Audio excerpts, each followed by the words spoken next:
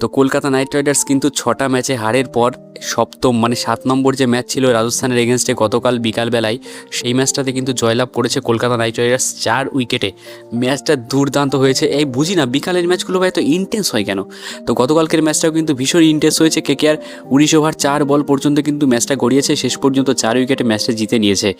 এবার অনেকটা শান্তি পাবে এটা শুনে যে টিমটা অনেক বাজে ফেজের মধ্যে দিয়ে যাচ্ছিল বর্তমানে চোটের জন্য। তো প্রথম থেকে বোলিংয়ের অবস্থা খুব খারাপ ছিল, তবে এই জয়টা তাদের মানসিকতাকে অনেক বুস্ট করবে, তাদের আত্মবিশ্বাসকে অনেক বুস্ট করবে পরবর্তী গেমের আগে। চলো এবার ম্যাচ নিয়ে একটু হালকা পাতলা কথা বলা যাক। তো প্রথমেই কথা বলি রিঙ্কু সিংকে নিয়ে, যে কিনা 2023-এর পর থেকে একদমই কিন্তু ফর্মে ছিল না। আর সে হাফ সেঞ্চুরি কবে করেছিল সেটা কিন্তু আমার ঠিক মনে পড়ছে না। তবে গতকালকের ইনিংসটা যে খেললো 34 বলে 53, 5টা 4, 2টো 6, 150 স্ট্রাইক রেট। এই ইনিংসের মহামূল্যবান কিন্তু এই ইনিংসগুলোর দাম কিন্তু অনেক বেশি, অনেক। এগুলো দেখে ছোট মনে হলেও এই ইনিংসগুলোর দাম ভাই ভীষণ বড়। অন্যদিকে আর একটা প্লেয়ার, আমার মনে হয় যে প্লেয়ারটা না থাকলে কলকাতা নাইট রাইডার্স গতকালকের ম্যাচ জিততে পারত না, তার নাম হচ্ছে অনুকূল রয়।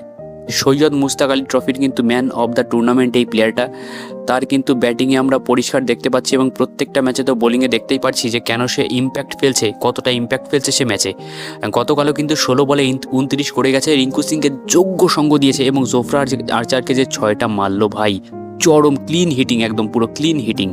16 বলে 29, 1টা 4, 2টো 6, 128 স্ট্রাইক রেট, তো দুর্দান্ত।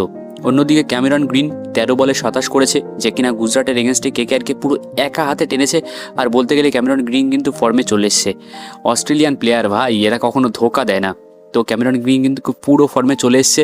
প্রথম ম্যাচে গুজরাটের এগেনস্টে তো একা টেনেছিল এবং গতকালও কলকাতা নাইট রাইডার্সের হয়ে যে ইন্টেন্টটা দেখিয়েছে সেটা কিন্তু খুবই পরিষ্কার ছিল।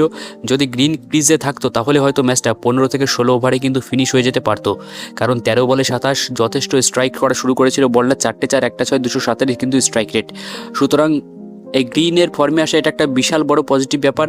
আর দেখো আসবেই না কেন, অত বড় মাপের প্লেয়ার ভাই, অস্ট্রেলিয়া থেকে আসে, এত বড় একটা নাম, এত বড় একটা প্রাইস ট্যাগের কথা বাদ দিলাম, প্রফেশনাল প্লেয়াররা ওইসব ধরে না, তবু এত বড় মাপের একটা প্লেয়ার ফর্মে তো ফিরতেই হতো না। কিন্তু দেখে ভালো লাগছে যে ক্যামেরন গ্রিন প্রত্যেকটা ম্যাচে ভালো খেলছে, এভরি সিঙ্গেল ডে প্রত্যেকটা ম্যাচে ভালো খেলছে।